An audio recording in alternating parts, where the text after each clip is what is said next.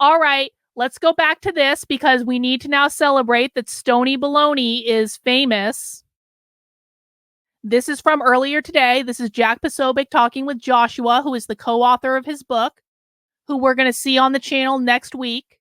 I know it's a long show today, guys. We got a lot to get through, but I appreciate everyone hanging out. Again, if you have not yet mounted the like button, now is a great time to mount the like button. We're going to be watching more of Jack Posobiec and his interview with Joshua earlier, where they're continuing to talk about the woke right.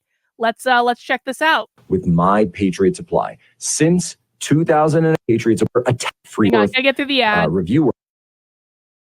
Okay. But has not yet been widely released. Unhumans, the Secret History of Communist Revolutions and How to Crush Them. And so Joshua and I have written this book. The book has not been released. We sent it to a very tight select few of reviewers, but has not yet been widely released in any way, shape, or fashion. And yet we have found ourselves completely under attack by a group of people that, for lack of a better term, or perhaps this is the best term to describe them, it looks the so woke cool. Come right. on. Joshua. I'm so jealous of this branding. I'm jealous and I'm annoyed that I didn't think of it. Listen, man, I got a lot of cool branding. I got a lot of cool merch. I can't be upset at the stuff that I have, but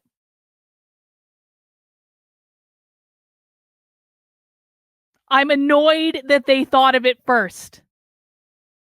But that's a me problem, not a them problem. It looks so cool, though. Explain to me what the woke right is and why are they attacking this book so much, which, of course, they haven't even read. Yeah, the book looks cool. Appreciate you having me on, Jack. Yes, so the woke right is a group of self-proclaimed right or center-right or even center characters with some... I'm not going to say that. Of course, like it's cool to have other people doing cool stuff. Okay, I'm happy about it. I am happy about it. I'm just also jealous. I'm not saying it's bad. I'm saying I'm jealous that they did so good. Right wing and right wing adjacent talking points and claims and associations, but they have a little bit of wokeness going on, or perhaps a little bit more than just a little bit, but half woke. They're the types of people who are concerned with how things look. For example, they'll say things like, well, the Democrats are the real racists, is what someone who has a little bit of wokeness would be concerned with. I agree. They're the ones who say things like, well, don't be offensive, don't go on the offensive, just focusing on when they go low, we go high. This type of language that doesn't lead to calls to action besides buy my merch, get my mug, get my shirt. Subscribe to my channel, subscribe to my channel's channel, subscribe to the premium channel, subscribe to the premium channel plus and get extras and bonuses. The call to action of the content funnel of the woke right leads not necessarily to actual sociopolitical change that affects real world issues like the economy and immigration, which are the two key issues for the right, winning issues for the right, I ought to say, but they focus on everything else except that which will win. It seems as if the woke right is concerned with snatching defeat from the jaws of victory at every single turn that they possibly could.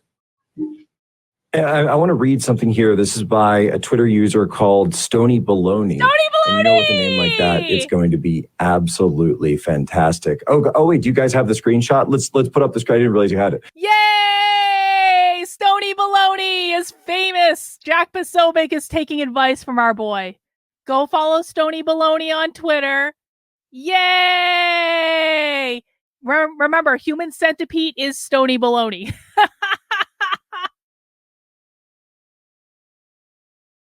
Yeah, Bot. Well, Bot's at the dentist, I think. We're gonna have Bot make Stony Baloney a certificate. It'll be fine. Here, I'm gonna screenshot this so I can do it for later. Now, this is actually a pretty good screenshot. Both of them have good smiles. We're going to commemorate this. Put up the screenshot. So I'm just going to read this off the thing. Here is the starter list of tactics utilized by the woke, both on the left and right. Call someone names until you can control them. Well, I call people names too, so that's fair. But listen to this next part. Hang on. Josh Randall, you don't even follow me. Why are you following Stony Baloney, but you aren't even following me? You DM'd me the other day, but you aren't following me. I feel kind of like, I don't know. It's like you're not living up to like manservant you don't even follow me on Twitter, bro. Like, what's going on? Assume the moral high ground and talk down to them. And then 3, accuse you of doing exactly what they are doing. Stony Baloney had a whole thread about this where he said, I haven't even read this book, talking about Unhumans yet you shouldn't need a philosophy major to understand the commie. How many podcasts can we sell to a soccer mom? Mm-hmm. Do hardworking American families have time for Gnostic nonsense? So Can my true. son's mother go to the school board, So the true. teacher, or state legislature and demand they stop being critical constructivists? No, she cannot. Can she even explain to our children how Foucault or Marcuse are affecting them in the classroom? Where does this end?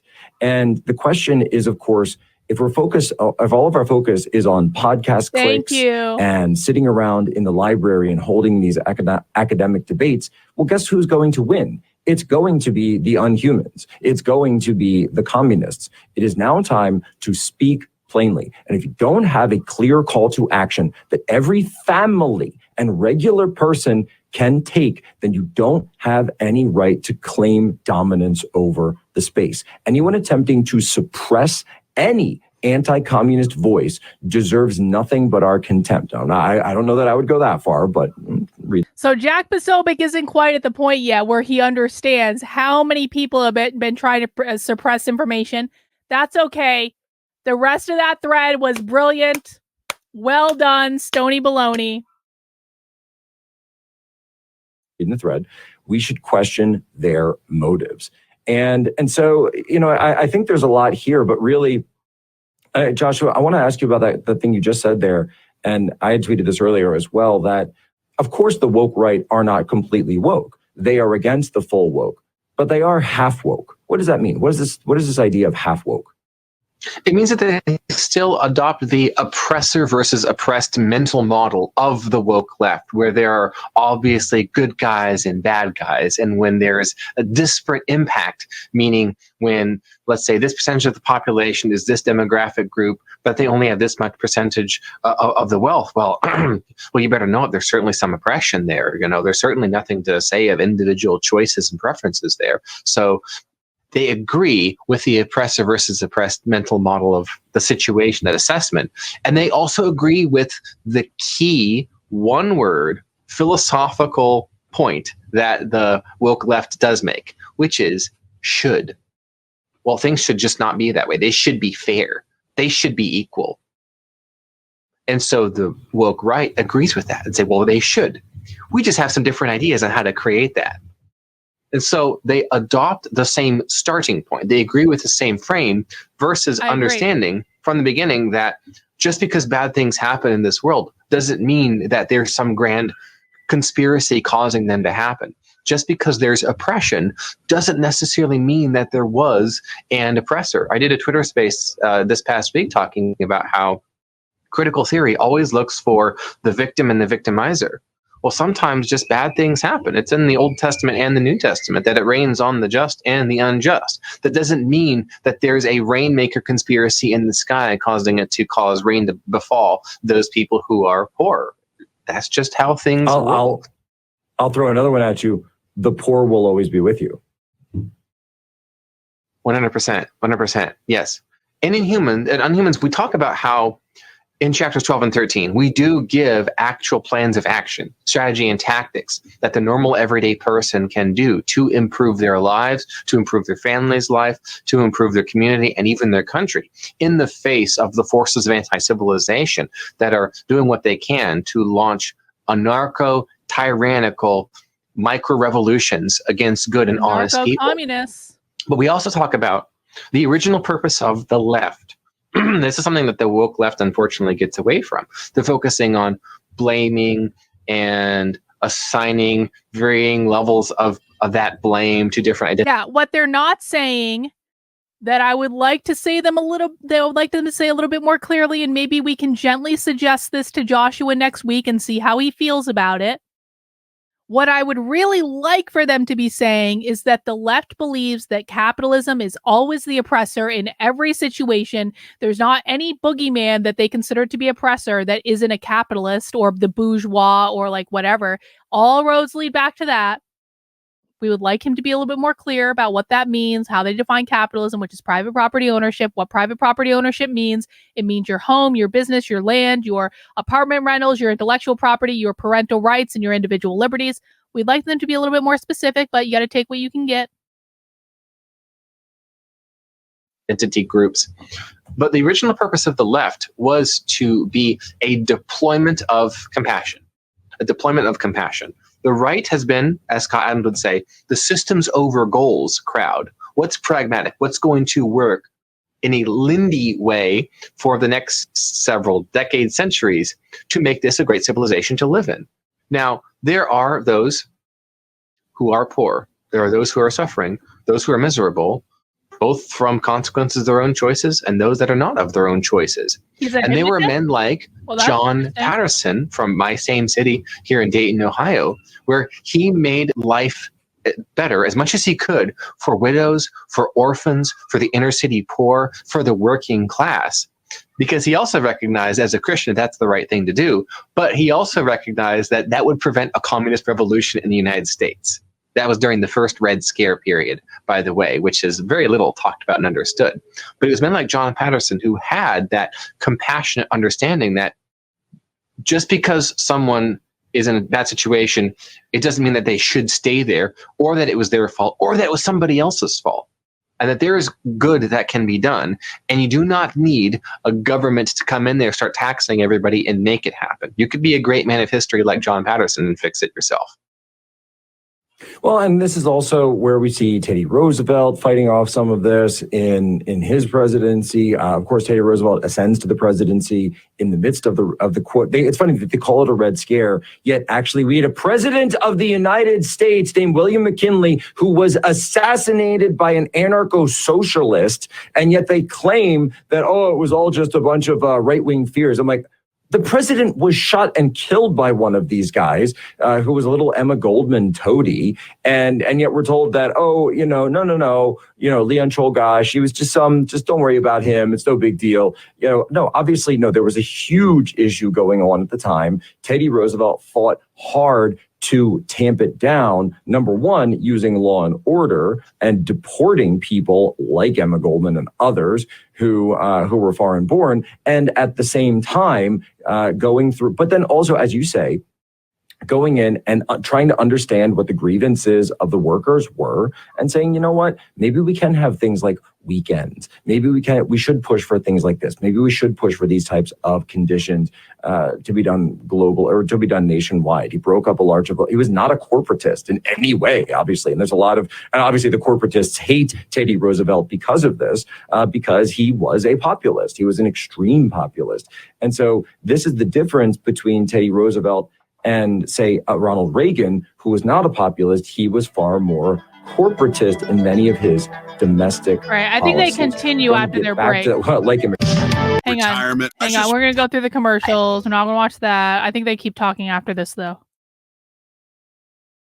Today, Moink runs their business from a town of 97 people in Nebraska. Pork chop box doesn't best bacon you'll ever see. Pre-Trump, pre-woke consensus. They're constantly banging on about Ronald Reagan. They're going after hang on.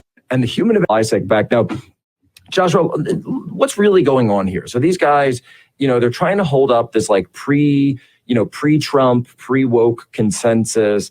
They're constantly banging on about Ronald Reagan. They're going after me. They're going after you. They hate our book. They're going after the Claremont Institute, things like this. This guy, Michael O'Fallon, that I've referred. Hang on.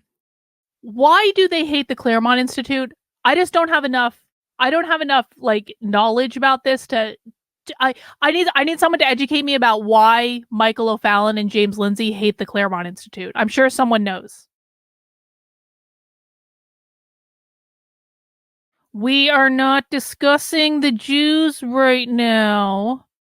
We're not doing that. I know you want me to do that. But we're not doing that today. Okay? Relax. You can go to Cozy if you want to talk about that right now. As Mr. Beef Sweats really kicked all this off on Sunday. We did a live stream yesterday speaking about this. And, a lot of this, I understand. I do understand a lot of the dynamics here is that, and here's a actual photo of Mr. B.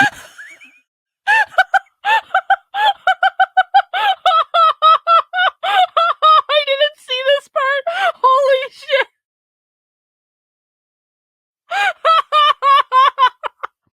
That's Michael O'Fallon. Again, Michael O'Fallon is the checkbook behind New Discourses and James Lindsay. Fucking based Jack Posobiec.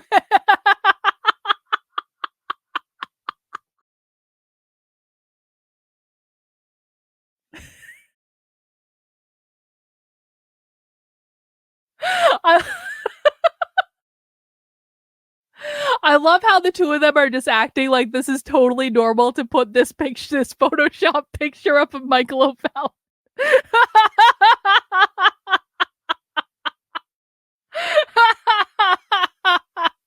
I do love meme warfare. I absolutely do. Beef sweats, thinking about brisket. Well, we are finding out where the briskets are buried. And my phone's been ringing off the hook about, from people who have worked with him in the past and have just really nothing but negative things to say. Jack. They say this guy Spill has the tea. Well, I don't even want to get into it. I don't even want to get into it because it's somebody else's dirty laundry, but I'll say it this way. I haven't heard a lot of positives. I've not heard a lot of positives. And the simple fact that people keep reaching out with more to say kind of speaks for itself. But what's really going on here, I think, is that you've got people specifically who have lost out in terms of the narrative, and kind of more to your point, they're not interested actually in a call for action because these people actually live off of having someone to fight against. Yes. And so should one side, the left or right, actually win, these people would kind of be out of a job. Isn't that right? Yup.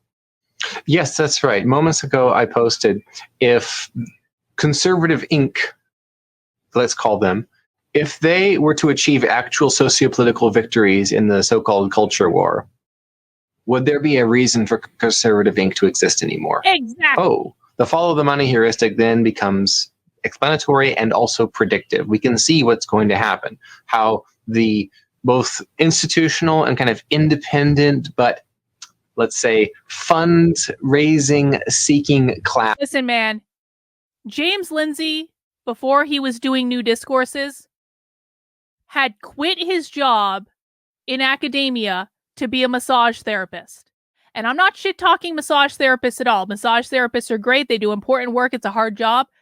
But he went from being a massage therapist to then running New Discourses on the checkbook of Michael O'Fallon. You're going to you cannot tell me that James is not making significantly more money today than he was when he was a massage therapist. If the need for New Discourses were to go away tomorrow because the problem had been solved, what is James Lindsay going to do? Is he going to go back to being a massage therapist, which would be fine? I'm not shit-talking it, but if the problem tomorrow was going to be solved, James Lindsay would take a giant ass pay cut. Now I'm going to contrast that with me because it is my show. I can make points about me. Before I started doing this stuff, I was an industrial organizational psychologist that was making $10,000 a day minimum going and doing corporate training and keynotes. Now, I didn't do corporate training every single day. I'm not saying I had a gig lined up every single day to do this, but I had more than enough. And it's an incredibly lucrative industry. And if I ever want to go back and do organizational psychology again, I can do it very easily. It would not be a problem. I took a break from my fucking lucrative career that I got a literal PhD for, that I built a practice in, that I was doing by myself for almost 10 years before I landed on the internet. And I took a massive ass pay cut to do this. You do not get rich talking about socialism on the internet when you are grassroots funded. The only way that you get rich talking about socialism on the internet is if you have someone with a checkbook like Michael O'Fallon. And I refuse to do that because the minute that I take money like that is the minute that I'm beholden to someone else. And I don't want to be beholden to someone else. I want to be able to be beholden to my audience and to telling the truth, no matter where the truth goes. So if this problem were solved tomorrow, do you know what I would do? I would go back to doing corporate training. I would go back to doing what I was doing before, and it wouldn't be a problem. And I'd build up my business again, and I'd make a ton more money than I'm making now, and I'd be able to have vacations, and I would take weekends off, and I would actually be able to live I'd be able to go to the gym. I would be able to live a normal goddamn life. I want this problem solved. I do not care what is required to do it. I don't actually think it's possible the way things are now, but I'm not working this to perpetuate this in perpetuity unless the problem isn't solved. The only way that I keep making content about socialism on the internet is if people need content about socialism on the internet. And if that need goes away because we have solved the goddamn problem, then I'm perfectly fine with that.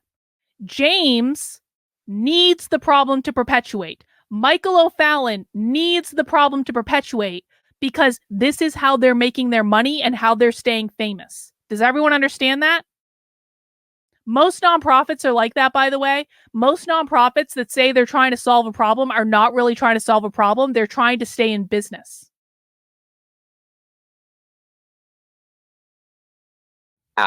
Of center and center right or so-called classical liberal influencers, what they seem to be doing is to try to siphon attention, energy, and besides cash, money, dopamine from the right who would otherwise focus on creating actual victories. So in an organization that does seem to be actually doing good things in the world with their cash is Moms for Liberty. And they're despised by both the far left and Josh, we gotta talk about Moms for Liberty. Thank you, Devil's Cock Brewing Company. What an interesting name. I appreciate you. Is he about to say nice things about Moms for Liberty? Hang on. That would be a mistake. Dopamine from the right who would otherwise focus on creating actual victories. So in an organization that does seem to be actually doing good things in the world with their cash is Moms for Liberty. And they're despised by both the far left and the far right, it seems like, because they're actually getting into the trenches doing real world. There are members of Moms for Liberty that are doing things in the real world. The Moms for Liberty National Organization has done more to inhibit the fight against the left than any other organization in the world. I'm not talking about normal people. Normal moms and dads that are involved in Moms for Liberty and they're going to school board meetings and they're running for things, they're fine. They're doing good work. I applaud every normal person out there that's doing normal things. Moms for Liberty as a national organization is retarded. They are just as bad as James. They are just as woke as James. James is fucking in their pocket. Joshua, and again, I say this with all due respect, where do you think James went woke? Because it was when he started working for Moms for Liberty and started getting that Moms for Liberty dollars. That's when it happened. So, no, I do not agree with his assessment on this. Listen, we're putting that aside. We're letting bygones be bygones. It's okay to let things go, because if Jack Posobiec actually wants to rally people to do things in the real world, that's actually more important than any hurt feelings that I might have, and so we're letting it go. But my perception of Jack before this was that he was not rallying people in the real world, to be quite honest. But if Jack is going to make a big deal about rallying people in the real world, fucking fine. Work. Whereas there are content creators, if you look at their calls to action, what are they? It's to support my Patreon. It's to support this. It's to subscribe to this. It's to buy this. It's to get my supplements. It's to do some sort of action that accrues attention, influence, and financial value to themselves personally. And then you realize, oh, this is what's called classically a grift. It's the problem with nonprofits. Yep. Generally, a nonprofit that is too effective solves the problem, and then it goes out of business.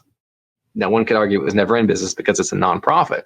So what the nonprofit has to do is continuously agitate, and not solve the problem. Just be real loud about the problem. And it's worth saying on the topic of Moms for Liberty, it's worth reminding everyone that Moms for Liberty started out as a group of parents that was fighting back against COVID restrictions in school. That was the original purpose of Moms for Liberty. Moms for Liberty shifted their focus to book banning when the pandemic went away. Because if they didn't shift their focus, all of the money would have dried up. All of the fundraising would have dried up because there was no longer a problem. They literally solved the problem. And so they had to go, oh, wait, how are we going to continue to grift on this? Oh, book banning. We can talk about this forever. And if you guys don't know why I'm against the book stuff, it's because it is a complete and total distraction towards the larger problem. It is also not a battle you're ever going to win because the left is funded almost entirely on publishing. They publish so many books, it would make your head spin, books that you've never heard of. So if you pull one book out of school, if you put all this effort in to get one book out of school, guess what? They're going to replace it with 5 more that you don't know about, and it's going to make absolutely no difference at all. But you know what it does? Book banning keeps the right in a perpetual state of chasing its tail. It also is a massive fundraiser for the left, so they're actually helping the left in this regard. The left loves Moms for Liberty. They love them. They talk about them all the time. They use them to raise money. They use them to rally people. They use them to organize. They use them all the effing time. Not because they're afraid of Moms for Liberty, because they're not. Moms for Liberty is like their best friend. So it's a battle you're never going to win. You don't have the infrastructure to do it. It is never going to happen. And while the right is in a constant state of chasing their tail on the book banning stuff, guess what the left is doing? Integrating woke nonsense into the curriculum that your kids are learning separately from the books that is actually more impactful. So they're still indoctrinating your kids. Nothing has changed. It's actually much worse than you think it is, but you're just running around trying to get these books banned and complaining about the books. And guess what, guys? Most of your kids probably had no interest in reading the books until you started trying to pull them out of libraries. Kids probably didn't care until they were like, why are the adults trying to ban this book? What's going on? And then they're all reading the books that they were never going to read in the first place. So, lots of problems with it. It is not hinged into reality at all. I'm sorry if that offends people, but facts are facts. Well, and to get lots of attention. Exactly. And in this, there's a lot of activity that's exactly like the woke. Oh, we're going to gatekeep. We're going to cancel. Don't read that book. That book is Moms for Liberty literally has a blacklist. You want to talk about cancel culture on the right? The national organization literally has a blacklist. a naughty, naughty book. That title is a mean title. You're not allowed to say unhumans. Guy, there was a tweet from this guy, Prince of Trailer, someone asking what exactly is the woke right?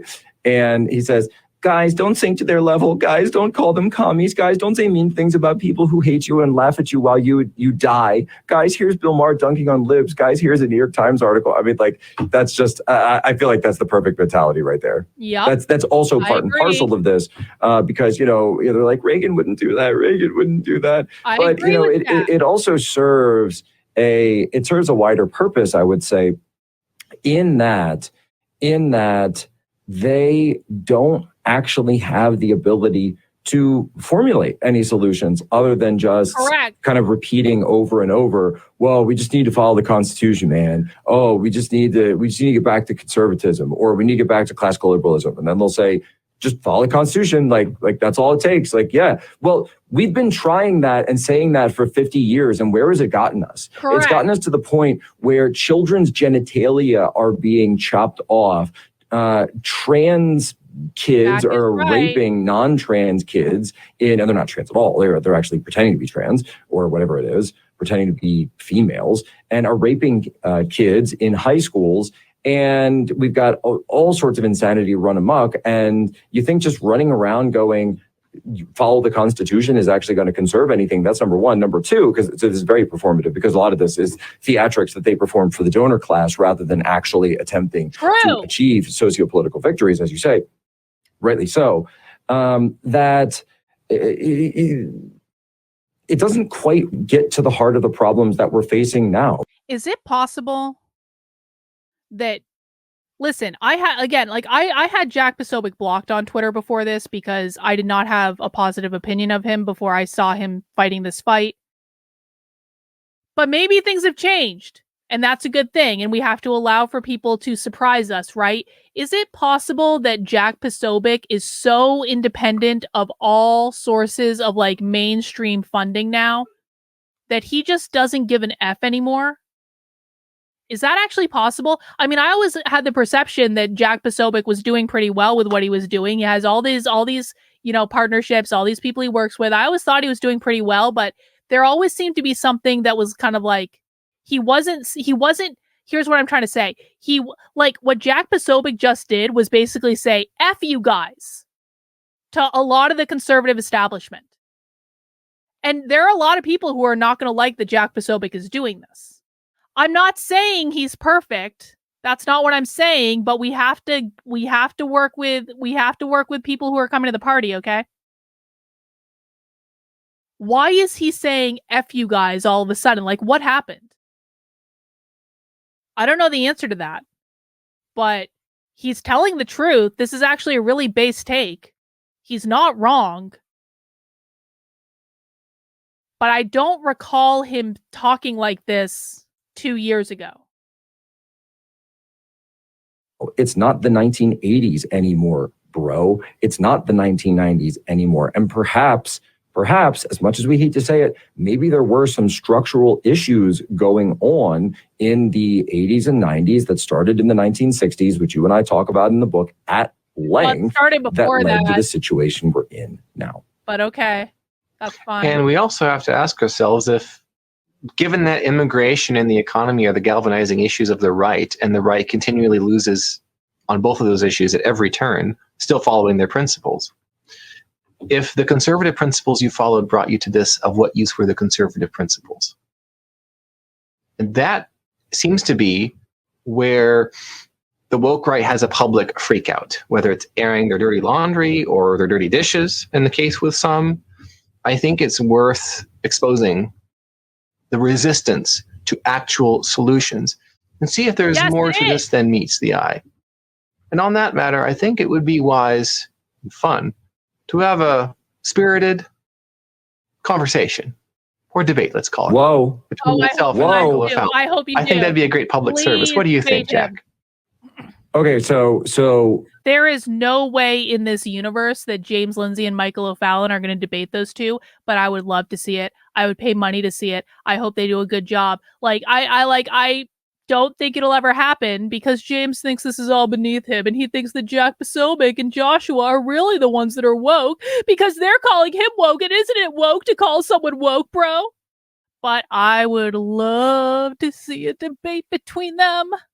Especially if Jack Posobiec brings this attitude. We would definitely stream that. James would lose so badly. Has James ever debated? Can anyone has James ever debated anyone? Let me know if you can think of an instance when he has. We'll watch it. I want to get this straight. You are publicly calling out Michael O'Fallon for a debate. That's correct. What are your preconditions? Live streamed.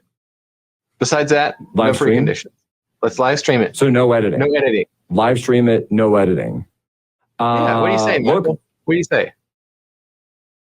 I think that's great. I think that's fantastic. I think you guys should have at it. More than willing, by the way, to offer. I wouldn't even moderate. I could give you guys the stream. I don't really think that you need it. They should be challenging James as well. I don't understand why they're not challenging James. Maybe this is a strategic move because they know James won't do it. But Michael O'Fallon is is a guy that has that level of hubris that he might do it out of pride. We would still watch it. I don't care. A moderator, to be honest, but I'd be more than willing to just give you guys the show. I'd give you guys the show. I'd give you the stream. I'd say, here it is. I could just be here making sure that people get more views and live tweeting it. I don't even have to say a word. Let's do it. Or by the way, if he's got a stream, that's fine too. I don't care. What can I say though? You you always try to be the host. That's the funny thing though, is that, we always talk about like promoting stuff. And yes, we do have a book to sell at unhumansbook.com, promo code woke right. But of course, you and I have been doing podcasts and interviews where we explain the calls to action completely. He's not that is a horrible freeze frame for Jack. Hang on. That's better. Okay. You never want to stick someone with a bad freeze frame. All right. Do I think Jack is hot? He's not my type. Like it's just like it's not like I think that Nick is hotter than Jack, if I'm honest about it, because Nick has a certain swagger that I just find appealing. But I say that as someone who I'm way too old for Nick. Nick is saving himself for marriage to a young Catholic virgin Italian submissive girl, and I respect that. And I'm way too old for him. But I do think Nick is hotter than Jack. I do. The ideas of turning the tables on the left, doing what is done to us 10 times back at them. Exactly. This is basic stuff at the highest level with Trump and Elon, the things that they're doing. And then even at the lower levels, calling for this organizing and these community centers and things like this to be set up in key areas and just wherever people's local areas are. That's perfectly fine. No, we don't need to go and I am not going to seduce Nick. That's disrespectful. I am respecting Nick's commitment to his future Italian Catholic virgin wife. Get a philosophy degree to understand how to fight communism. And in fact, if that is our road, we're probably going to lose. So Joshua, what do you think? Are you going to try to reach out to this guy? No, I don't. I think this video will reach him. Okay. All right. Let me put it this way. Would you want time lengths? Would you want a specific series of questions, or would you just want to kind of no holds barred go at it? I was on debate team at university. I don't know if Michael has any formal experience participating in debate directly. So in debate, usually there's one side that gets to make their case, or the other side gets to make the counter case, and then there's the cross-examination, one question the other that can happen. That's one style. I do like the when Yale there's format opportunity for Q&A. Q&A is fun. I know. I was saying is that known as Yale debate, right? But there's a number of terms, but yes, this parliamentary debate. That's what I did at university. Yes,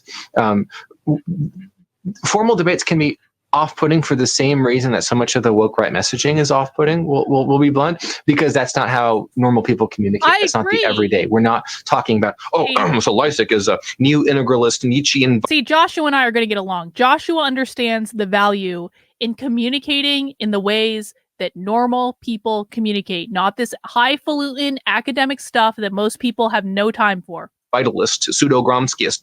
That's not how soccer moms are thinking about, gee, what do I say to my son whose teacher just told him that white people are colonizers?